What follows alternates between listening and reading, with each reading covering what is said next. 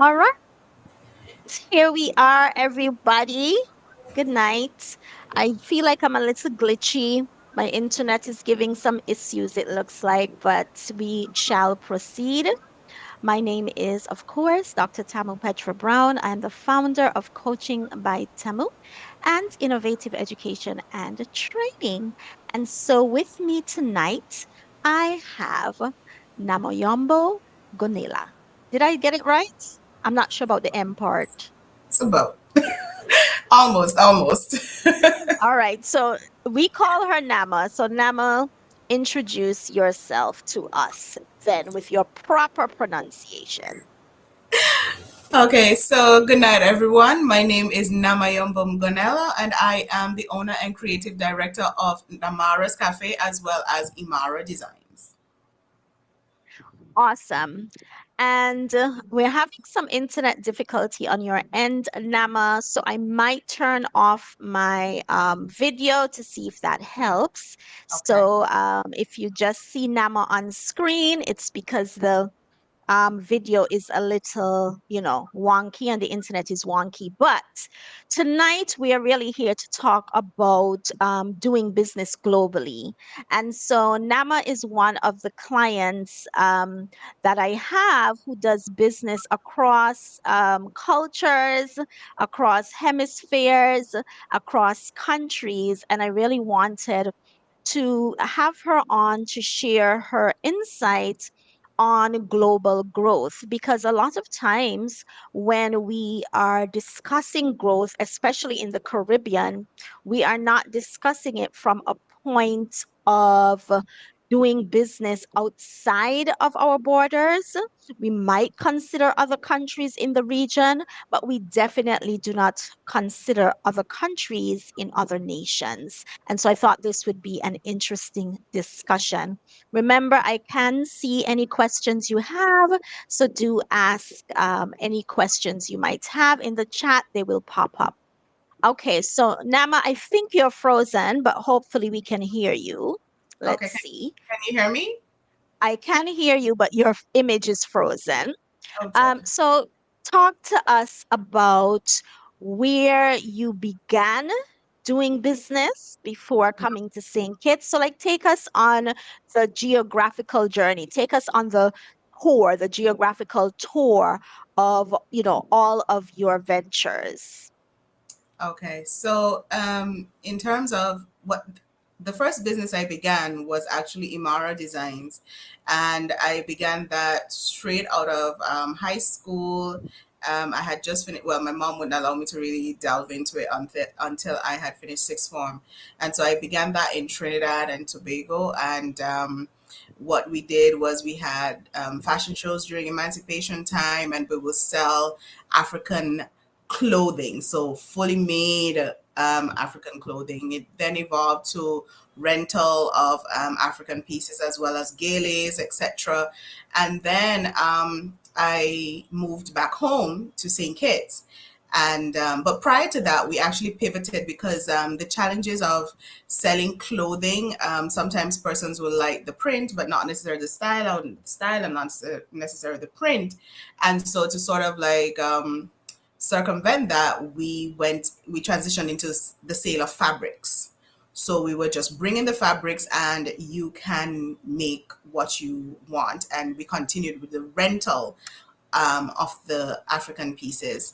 And then we came home and the fabrics, that part of the business grew. And in addition to that, now we started exploring the creative side and we delved into tote bags. So designing tote bags as well as diaries and, bringing and jewelry pieces and just bringing different types of items that individuals can use on a daily basis. Because at the time when we first began, our clothing could basically only be worn during emancipation.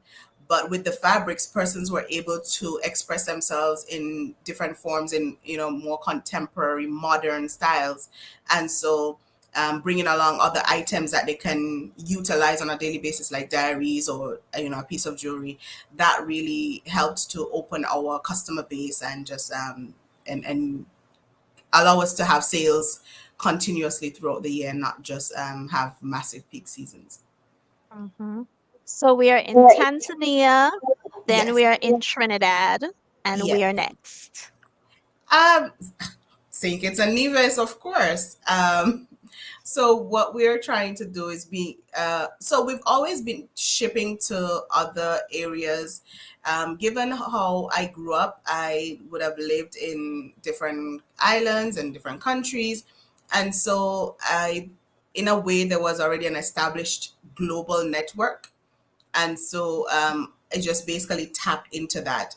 Of course, there are challenges in terms of logistics, depending on where you're shipping from, and that sometimes, not sometimes, but it always plays a huge factor in terms of the cost of the items.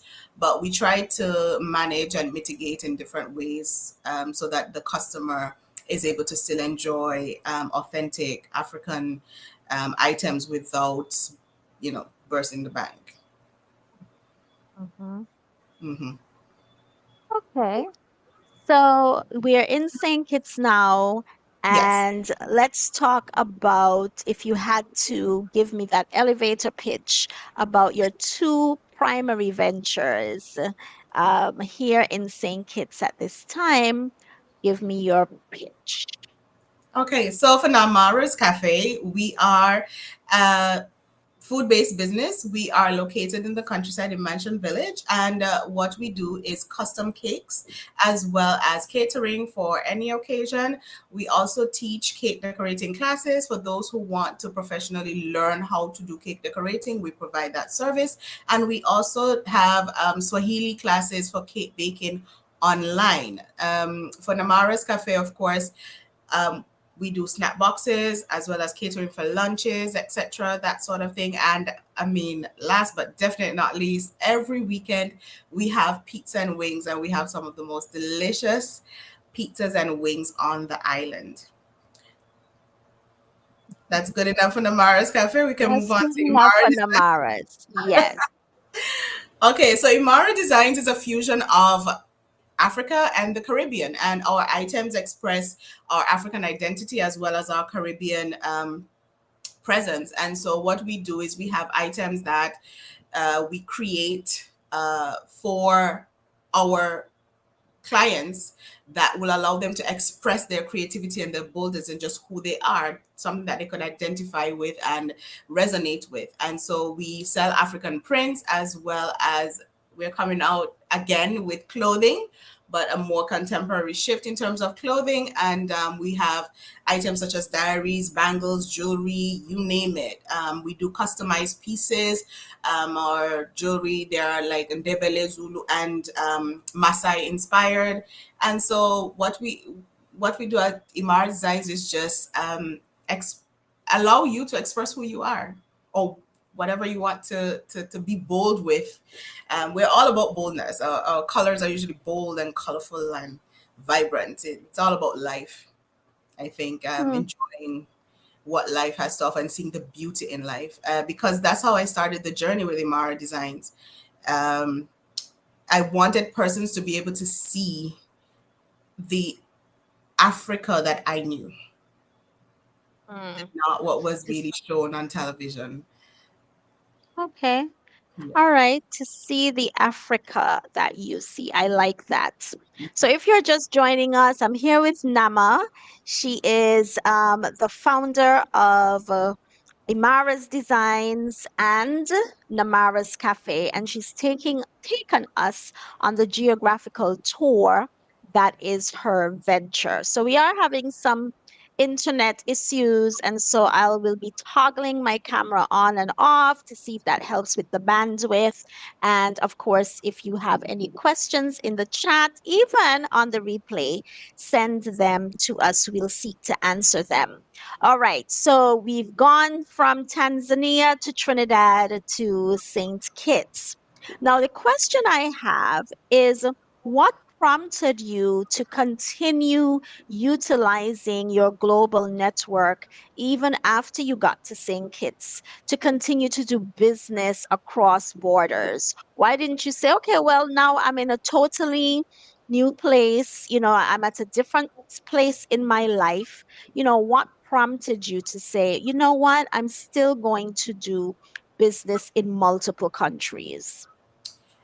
Because I believe what I provide, the service that we provide, is needed in those territories. In a lot of ways, most of the Caribbean islands are the same, but we're also very different. And I think we have. So I started the journey of quote unquote Afrocentrism long before it was fashionable to be Afrocentric. Yeah.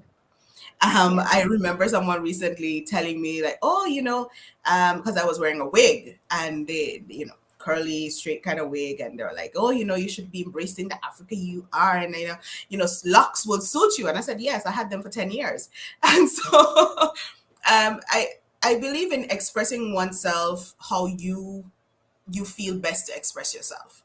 And I think Afrocentrism is a journey, and understanding that we all need to tap into, as Caribbean people, where we come from, and knowing that it is still relatable to us today. In a lot of ways, we tend to always deny that we are Africans. Like, no, I'm not African, or something. But we have African ancestry, and understanding that actually allows you to embrace who you are today even more. So utilizing African print and creating something that's unique to hair, it's not it's something that I would encourage. But I think in a lot of ways, I was able to pivot because I had been so focused on African print that I did not see, I guess, didn't fully appreciate the beauty of the Caribbean prince, which is like the madras and all of that. And so when I started Mm, to see the beauty in that, I started to see that there's potential in the growth of that. And that, of course, is a regional um, movement or a regional product.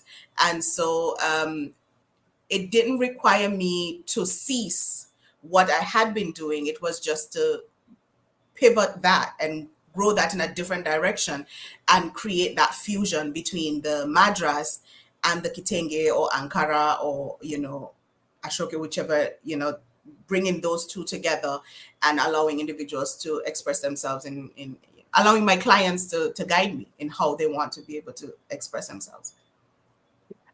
So I have a question about fear because, as you know, I work with so many women across the Caribbean. And oftentimes, one of the major challenges or roadblocks is this fear of stepping out, and that's just within our own territory. So, can you talk to me about your mogul mindset? Like once you've worked with coaching by Tamu, I'm always talking about the mogul mindset.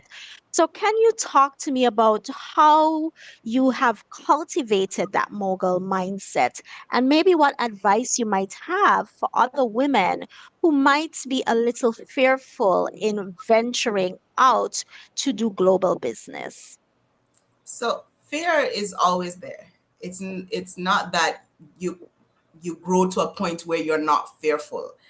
I think it's managing that fear and really asking yourself some questions. And coaching by Tamu has assisted me tremendously in that, because in your coaching sessions, you ask tough questions. You're very frank and you are very truthful. And I think it forces let me speak for myself. It forced me as an individual to be frank with myself and truthful with myself. So if when you are able to ask me a question, I can say, and I'm like, whoa, what, and I really think it through, it makes sense. So can I ask myself those same questions? And so I have a set of questions that I ask myself before I step into something. And Hmm. the question is, are you fearful because you're fearing failure itself, or are you fearful because you're not ready? What do you think makes you not ready, and what can you do to be ready? And Mm, I think when I answer those questions, I start to think more logically and less emotionally. And so that allows me to, I believe, that has allowed me, especially in the past few years, to make better and more informed decisions for myself. And even when the thing is with entrepreneurs, we're excited about when we create something, and sometimes the product is great, but the timing is wrong, and Yes. failure or the product quote unquote failing at its launch does not mean necessarily the failure of the product, but maybe the timing or the customer base is wrong. And I think if we're more honest with ourselves as individuals and do not take the failure of quote unquote failure of our products as personal failures, we would move past some of these fears that we have. But I would definitely encourage women, entrepreneurs like myself, to trust in their instincts. When you get that message, when you get that vision, when you get that idea, it's for you. And sometimes no one else sees it. Sometimes you're blessed that others can see it and support it, but you have to trust that it is your vision, and you have to trust that you have the capabilities or can learn the skills required to bring it to fruition. And so I'm always trying to learn something. I'm always trying to learn something. But I think in terms of creating that mogul mindset, Level Up Ladies, we were in the first cohort. I think that definitely did that had a tremendous impact on my mindset. That had a tremendous impact in how I made decisions and how I perceived um, myself and my capabilities. The Since I was I was younger, still young. When I was younger, I persons saw in me what I wasn't able to see in myself, and the persons trusted me much, or individuals who are established in business and persons who are established, managers or this and that, and they would trust me enough to want to invest in me, and they would advise me and they would encourage me. And I think that was very important in building the confidence that I have Mhm. today. And I think that's important, being able to be confident in yourself, so that, because that's half the battle won. you know um Recently I was doing a course in Cuba, and there was this young lady. She's from Antigua, absolutely phenomenally talented young lady. And she said she made up her mind to step into every room with the confidence of a mediocre Caucasian man. Yeah. and, and I I've was like, heard that before. and you have, once you're confident, persons I believe persons trust confidence wins individuals. And so be confident in what you're bringing to the table. Be confident in your talent, be confident in yourself, and others will have confidence in you. I like that. There's a lot to unpack. And the first thing I think that I want to unpack is that idea of fear and how you use this very rational process to walk you through the fear into the action. And something I tell my children, and I do myself, which might help someone. And actually, I went to get my hair twisted today. And the proprietor, she used to be my entrepreneurship student way back in the college days. And now, she is a coaching by Tamu client. And, I can't help. My son always says, you always giving coaching on the corner. Because anybody knows me, I always have a word of advice. And she was talking also about fear. And I said, this is something I'll share that I share with my children. And I ask, well, what is the evidence? So you might feel like I'm unable to do this, or um, I'm not making progress. That's what your mind is saying. But I always say, well, write down the evidence of the reality of your situation. And if you write down, listen, In the past year, I've grown. I have more clients than I had when I begun the year. I have made more money at my this new venture than I did when I was working at my job. Like when you actually write down the evidence of the reality of your life, you will see most times that it contradicts what your mind is telling you in that moment of fear. And so I think sometimes when you see the evidence in black and white, it also strips away the fear. So that is my process.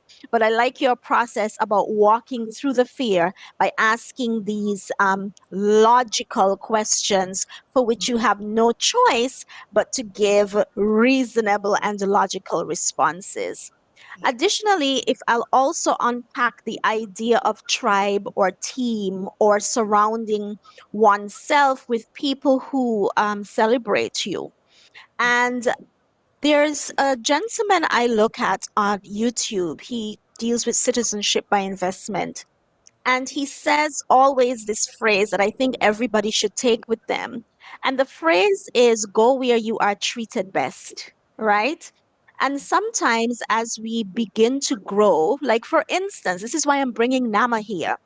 We think that a global entrepreneur looks so radically different from the rest of us, right? We think that someone who is doing business in multiple countries, like Nama is doing, they might not be black. They might not be Caribbean. They might not be female. They might not be relatively young. Nama is young. So I think that as we begin to surround ourselves in spaces where people believe the best in us, where we are treated best, and we get to realize that, people who are doing big things and growing in these ways, they are like us. They are not unlike us. And so that is why Nama is here.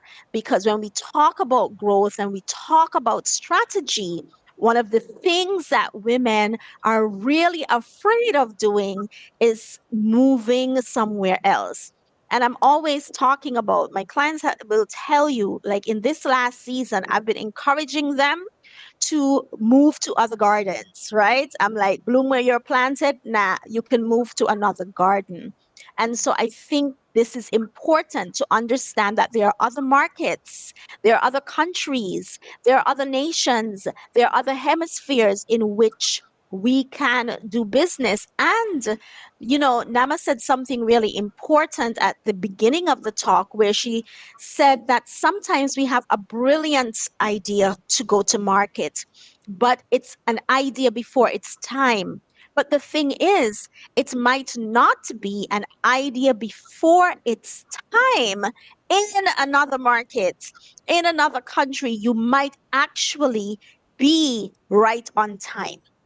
You might be right on time. And so we really want you to begin exploring other spaces. I'm even telling my entrepreneurs who manufacture, you need to figure out about manufacturing elsewhere. Your production facility needs to be elsewhere. You might be a small business now, but you need to adopt the mogul mindset and begin making mogul moves now and not retracing your steps later on. So I feel like what Nama said in this last segment is very important, and that there's so much there to consider as you think about high growth entrepreneurship, because that's what I'm really about: the her model, the high growth entrepreneurship roadmap, and doing business in really big ways so that we can all become millionaires. And I'm very serious about that.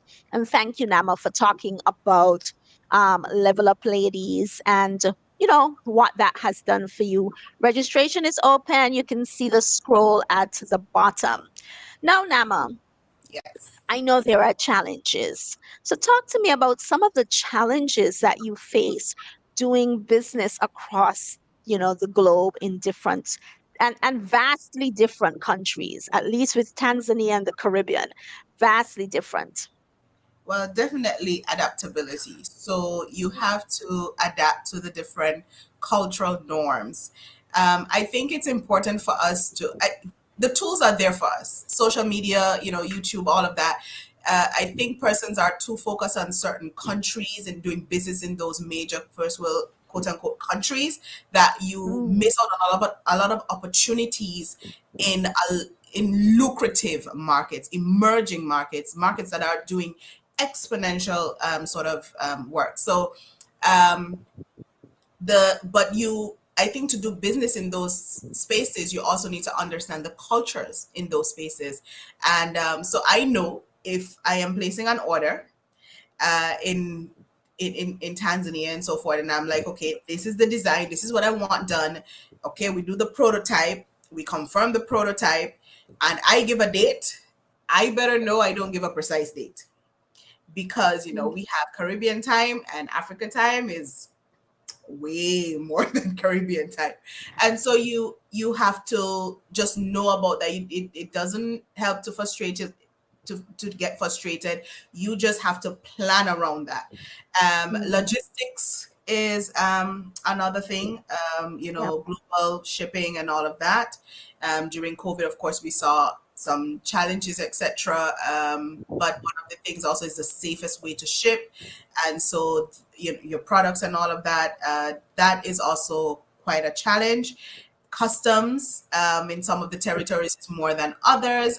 Here at home, that is a massive, massive hindrance. But hopefully, over time, we would be able to uh, lobby for it and so forth to get better. And But I think one of the biggest challenges as well, but in a way we've been able to somehow manage, is having that, because we have a customer centric approach. We try to satisfy our customers in the different areas. And so, for example, when we with our Trinidad customers, with our Trinidad and Tobago customers, they don't want to have a print that everybody else has. Mm. As opposed to our Kitchen customers, they want the print that the other person has. And so what we ship, so in Trinidad and Tobago, we might have to send 20 different type of prints to 20 different clients. In St. Kitts, Ah, you're buying that one print for everybody, or because that's what the person, even if they see another pattern, like, no, I want that one. And so I think learning those things and nuances. Yeah. those nuances was challenging at first, but as you learn, you just amend to suit. And I think we've thus far we've been managing relatively well. Is interesting to me. Just before the pandemic, Nama and I had a venture. We were going to take entrepreneurs to Tanzania on like an entrepreneurship trip to understand the market, to speak with other business persons, have opportunities to buy inputs, etc. So we might have to revisit that, Nama. We might have to revisit Yeah, that. we Yeah, should. we should revisit that. Yeah. The question I had is, if an entrepreneur in the Caribbean, I might be giving you another stream of income. Yeah. Entrepreneur in the Caribbean, right, Yes. wanted to even begin thinking about doing business in Africa. And the reason I'm choosing Africa is, like Nama said, Africa is not a country, it's a continent, so you have much choice. And also, it's there are many emerging markets. Rwanda is doing so so well, first world status, really. And there are so many other countries in Africa where, I mean, when we think about it, most of us here in this space doing business, we are doing great business. We are talented, we are intelligent, we are creative. We can stack up against many a global entrepreneur. But our markets are so small, and so it really caps what you can earn. I mean, that's just a fact. That's just a fact, right? A numbers fact. And so somebody might have been considering. right? What would be the first thing that they should do? What would you suggest? What would be the first, just the first course of action? For me, I think the first course of action would be to try to educate yourself on what Africa truly is as opposed to what you've been told. And right now, with so many travel bloggers from the outside as well as internally in Yeah. Africa, you can get a lot of information and really make a more informed, create a more informed perception of Africa and Yes. what the continent has to offer. There is so much potential there, and the diverse in terms of how diverse Yes. the opportunities are. So you can get into almost any sector, any sort of business that you want to, or see what it is you can provide and see what it is they can provide, and then you make Right. a decision from there. Yes, but the Yeah. first thing Product is market fit. Yeah. remove those misconceptions. I'll tell you something I have done for the past, I feel like it was when they had murdered George Floyd, like shortly after that. And there were so many other murders, Breonna Taylor, etc. And you know that in St. Kitts and Nevis and largely in the Caribbean, we consume so much American news. We are inundated. But the mental and psychological trauma for me, especially as a mother, seeing these black boys, black children being murdered, for me, it was too much psychologically, and I felt it was unhealthy. And so what I did is that if you look at my YouTube history, especially YouTube, I'm a YouTube freak. My YouTube history, everything in my YouTube is African. So I stopped looking at American content largely. And so I listened to the Growth podcast from Zambia. I mean, so many things. So right now, my favorite, Mac G in South Africa. So I'm a podcast junkie, and I would say not all, but 95% of the content that I consume on Netflix and YouTube is African. And so I've been doing that for about 2.5 years now. And the countries that I'm mainly plugged into are Zambia by podcast, Zimbabwe. I listen to a lot of South African podcasts, and I've recently begun moving into podcasts produced in Kenya and now Uganda as well. I have a special spot in my heart for Ugandan people because one of my best friends doing my master's, Jackie, how are you? Jackie Namaganda, she was from Uganda, so I always had like an interest there. And so I think that is a good way to educate, because when we tell people, educate yourself about the continent, they might wonder what that looks like realistically.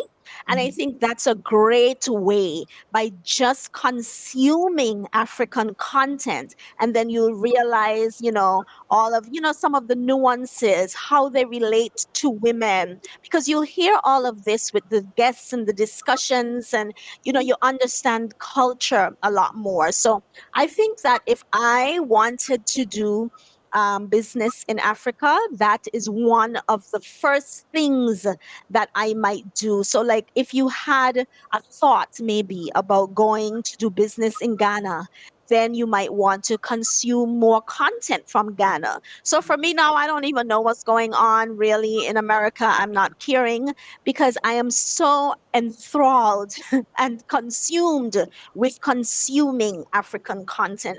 And frankly, I think it's a lot healthier. And I also, on my Facebook feed, in my news feed, I subscribe to all of the African. So, like, right now, I'm subscribed to like Kenyan news feeds and Mhm. these sorts of things. So I appreciate what Africa is as much as I can in 2.5 years. and I see and read and listen and imbibe so much news from the continent as well. And I think maybe that might be a good way to start because it doesn't feel like, Is your academia. it changes your mentality because when It you are does. let's okay, so we're from the Caribbean and all you're Yes. thinking about is the Caribbean and the States. That's your entire world, and you Right. forget that there is so much more to this entire planet, Yes. and there are a Yes. lot of opportunities elsewhere. And so you just know a little bit of, okay, you know, might okay, India exists, but what do you really know about India? um if you ask, okay, what it is about Irish people that's so special, like what it is about South America, it's right there in our backyard. But what do we know about South America? What do we know about Central America? What do we know about um and then of course the continent of Africa? What do we know 50 something countries. besides Yeah. besides the music, Burna Boy, you know? Yeah. And now you Right. can use the music to tap into other things as well. Because for me, and I'm not sure if I shared this with you, but a few months back, I have a friend who contacted me via Instagram, and he was like, "Hey, Nama, I don't know if you remember me. We used to work together at NIB when I was in Trinidad, and I used to share music." African music with him, and so I would have one AirPod and so forth, and he would have, you know, not AirPod, and that wasn't AirPod days. Those back in the days when the Rock Up Ages was a pebble. And so, Yes. and I did not know how much of an impact that had.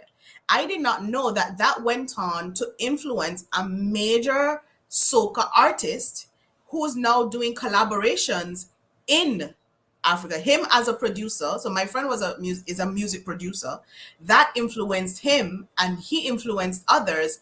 That then brought this major collaborations, and I was so, because that was my goal from the beginning, let Mm-hmm. people see the Africa that I know, Mm-hmm. and for Mm-hmm. them to just take it and run with it. I think it's amazing. So yes, I'm not saying don't listen to no music. I love Burna Boy just like everybody else, but go beyond that. Yeah. Go Dig into the deeper. podcast way deeper. And I'm seeing a lot of individuals, a lot of persons of color, a lot of non-persons of color who are finding major opportunities on the continent and who are making some major moves Major money. and Yeah. major money, and but not destroying the Yeah. continent in the process. I think that's very important, Ah. and not taking advantage of the people in the process. Those are, I think, Yeah. those are the crucial things. Do not go and take advantage. Do not go to destroy. Nurture, allow yourself to bloom in another garden. And I think, you know, finding that balance is really important. But you can do tremendous things, but changing that perception. And when you start to listen to uh, to really tap into other countries, other cultures, your mindset itself will shift because Yeah. you will see potential, you see greater potential, and not just what's in right, you know, what is being fed to you, but rather what's actually available in the field. What would you say for you and your experience operating across countries? What have been the biggest advantages for you as an individual and for your venture? For me as an individual, well, I've always moved. We've always lived in different places. We've always been on the quote unquote move, and I think that has been for me as an advantage, that I can quickly adapt to anywhere that I go. And I persons respect when you respect and or appreciate Mm. their culture and their way of life. And I think that's important. So I don't go into spaces um, and try to impress upon them what I Yeah. think they should be. I go and I respect what exists and function around that. I think that has been the biggest thing, and that has helped me in almost any situation that I've been in. And and but at the same time as well, it's a challenge when you see certain things that you personally may not agree with and so forth, and you can't do much. Then you have to Mm-hmm. step away from those situations as well. Mm-hmm. But I think adaptability that has helped me to be adaptable. So I think that's the greatest benefit. And it's not just in territories, but even in spaces with people. And Mm-hmm. so I recently I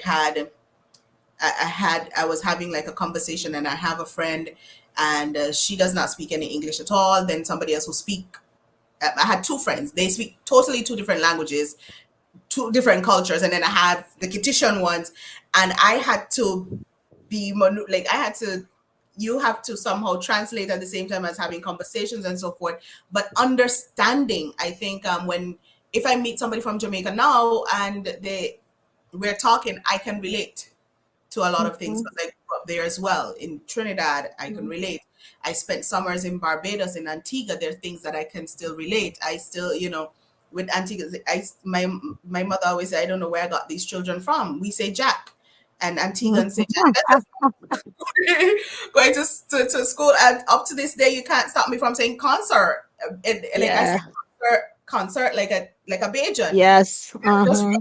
growing up, and so I think it makes it relatable. I'm different, but at the same time, I think I have been able to show that as a Caribbean people, especially, and even as an African people, we're pretty much all the same. We just bring different things to the table. I would say that, when you talk about when you do business cross culturally and in different countries, I recall one of the things that I learned from you. I don't know, we've been doing business a long time, so I don't know when, but I remember when you shared with me how in Tanzania, how people treated the susu. Susu Mm, is an African practice that we have brought to the Caribbean. Came to the Caribbean. I can't say we brought it. Came to the Caribbean, and susu padnahan, whatever we are calling it. But what struck me was how you explained to me that women, and then then watched some podcasts, listened to podcasts, and I realized that it was something that was pretty widespread in some of the countries in Africa, where women use the susu or partner hand to invest in businesses, not here like we use it to buy cotton and ham. they build houses, they build hotels, they send their children to university. They do so much with susu, quote unquote, partner hand. The thing is, it's structured, and so Yes. constitutions, they have like monthly meetings, and they make it manageable for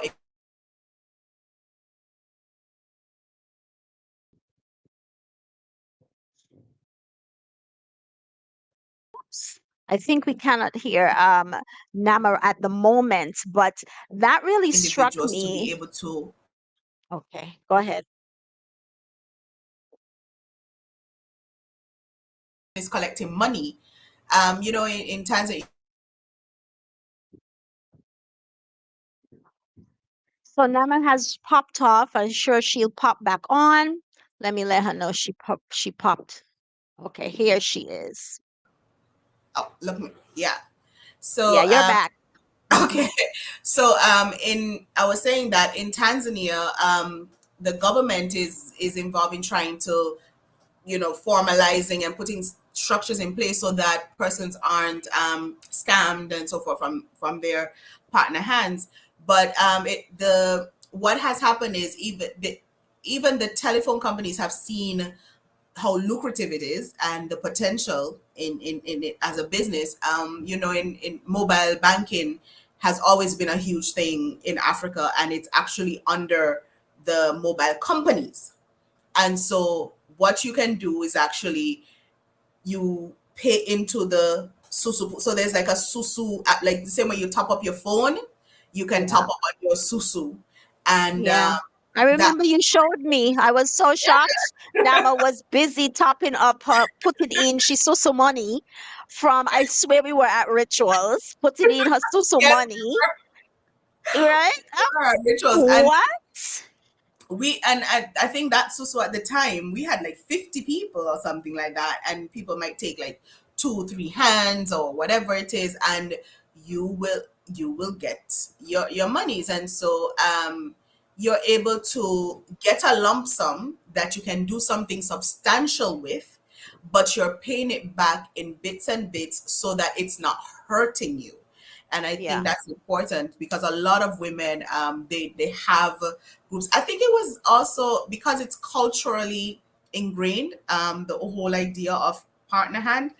Mm. um, it was easy for them to, well, I should say easier for them to just kind of develop that even more and just kind of let it bloom. But I think it's Talk something that we about definitely that need to some. I want to talk about that some more, Nama, because I want to you see, and this is the thing, like when you don't engage with different people from different places, you can't know things. And I have a saying, one of my Tamoisms is you cannot do what you do not know, so get to know.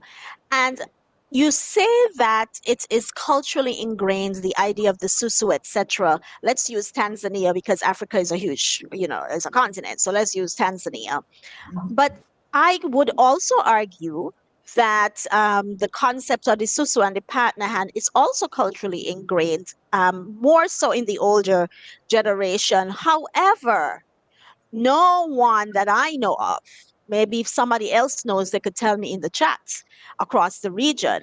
But I don't know of partner hand groups or susu groups in the Caribbean where these women, because it's largely women who do susu and partner hand, where they take that and do investments. I saw I think it was a news item in Africa. I don't recall the country, and they had bought acres and acres of land to put on the cassava. Mhm. And you're talking to me about these, women using the partner hand collectively to purchase property, commercial property, etc. So what do you think is the difference? Is it mindset? What is the difference? Because culturally, partner hand is also part of our culture. So partner hand is part of our culture, but collective Ah. isn't. So in in a lot of the African countries, and of course we're going to speak about Tanzania, when you're having a wedding, you don't foot the bill, quote unquote, for your wedding. People contribute towards that. There are committees that are formed, the drinks committee and the this committee and the decoration committee and the cake Mm. committee. And also even for a funeral, people, as soon as you announce that someone has passed, immediately your coworkers will start to send you money. Your different groups, if you're in a church group, will start to send you money and stuff like that. For like, let's go back to the whole wedding situation. Your parent is part of, let's say, some sort of community group. They will come together, they will buy you a gift, they will come together and they will pool and they will contribute. But also everyone who attends the wedding buys a card to attend the wedding. And so that, all of that, so in terms of that collective, that community aspect element, we no longer have that. We have lost a bit of that, and so it's like every man jack for himself. Mm. And so I think if we were to start bringing back that a bit more, or if we just show the potential of the partner hand, I think, and how it can benefit and create structures around it and safety nets around it so that persons can feel comfortable and can see the true potential of it. I think as a Caribbean people, we can definitely benefit significantly from it, because I have seen with my own eyes, I have benefited, but I have seen individuals who have done tremendous things with what they've gotten from susu hands and partner hands. In Tanzania, they call them vikoba, and even banks Oh. lend to vikobas. So it's almost like you're creating mini what do you call it, credit unions. you know, and Mm, these people, they lend you money. So these susu hands, they will lend you money, you pay back with interest, and oftentimes that interest is split at the end of the year, so everybody gets something.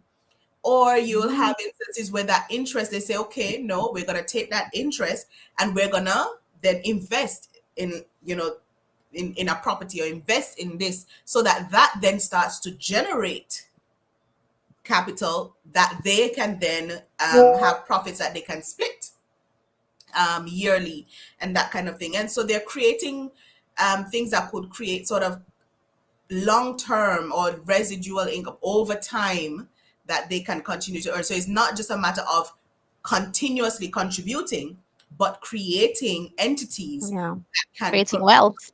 Yes, creating wealth Mm.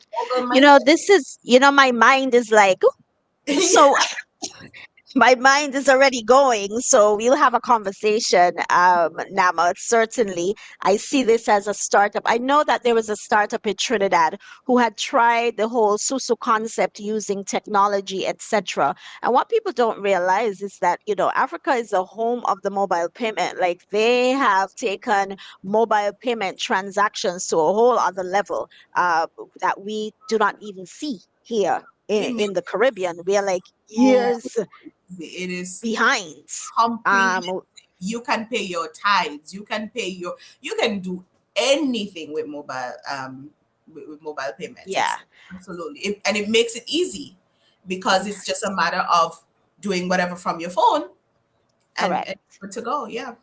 Right. And when we talk about mobile payments, people, we're not necessarily talking about mobile banking. No. It's like text, short codes, text codes where you send the money, through star one to whatever. It's a whole, different framework. I see a startup here for us, Nama. I see a startup here.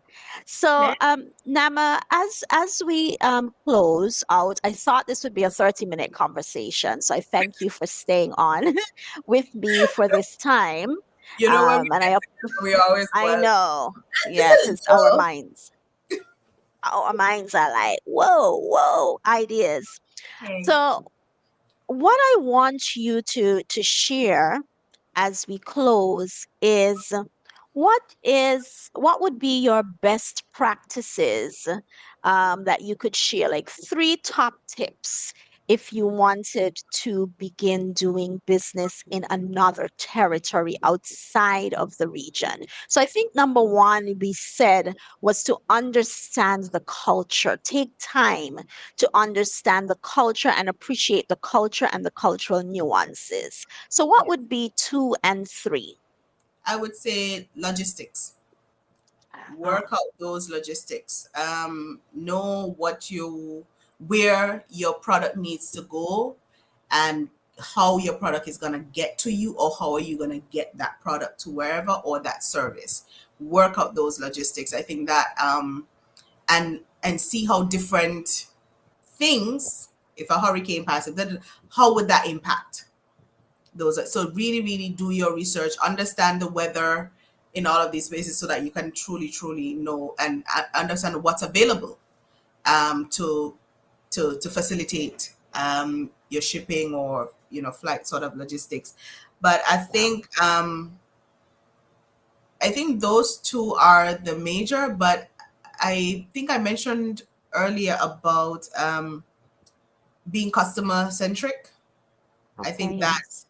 that's a best practice always. Understanding your customer will inform you as to what you need to do, so that you can. It's because your business isn't just always about you. I think we start off that way, but in order to grow, you need to understand your customer even more. So being customer centric and not forcing onto your customer what you want them to have, but understanding what they want and what they need, and so you can provide that. I think those would be my three. Well, thank you. And so I think this was a wonderful discussion, especially as I'm focused on the high growth entrepreneur and women in the Caribbean becoming high growth entrepreneurs. You can visit tamubrown.com. You can sign up for the Her High Growth Entrepreneur community. You can, of course, message me. Coaching by Tamu has our 2024 spaces have been set. And so if you want to know what we have going on for 2024, just send me a message and I'll be happy to share the documents and the links with what we have going on. And of course, Nama is one of the first. She was in the first cohort just before, well, during COVID, actually, right? We began in that January of 2020, and then COVID hit in March. And, they stayed with it through the 6 months, and I would dare say they still made more money. Am I correct? Yes, because you taught us how to pivot. All of us. It's We were crazy. able to we I mean, I'm so grateful for being in that in Level Up Ladies at that time, because really and truly I was able to, and if Namara's cafe would not be what it is today if it wasn't for the what we learned at Level Up Ladies. Yeah, thank you. So, Level Up Ladies, cohort 4. This is going to be my final cohort, begins in January. So, registration is open.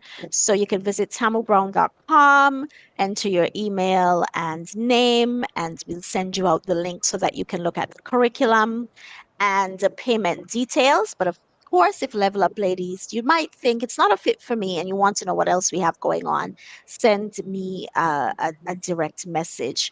So, Nama, I'd like to thank you. It's always exciting to talk to you.